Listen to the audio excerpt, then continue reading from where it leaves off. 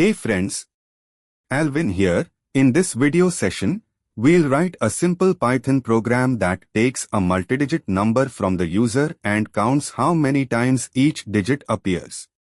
Super useful if you are starting with Python. Let's dive in. Let's open Visual Studio Code. Create a new file and name it as multidigitcounter.py and start typing. First, we ask the user to enter a number. We convert it to a string because we want to loop over each digit individually. Print, enter multi-digit number. A is equal to str, input. We create an empty dictionary to store the count of each digit. Dict is equal to.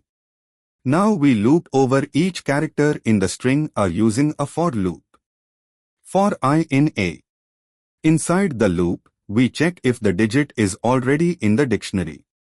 If it is, we increase the count by 1. If not, we add it to the dictionary with a count of 1. If I in dict, dict I plus is equal to 1. Else, dict I is equal to 1. Finally, we print the dictionary showing how many times each digit appeared. Print, count of all characters is plus str, dict. Now we run the code by taking sample input-output demo. You type this in terminal input. Enter multi-digit number. 122 crores 33 lakhs 44,555. And we get output.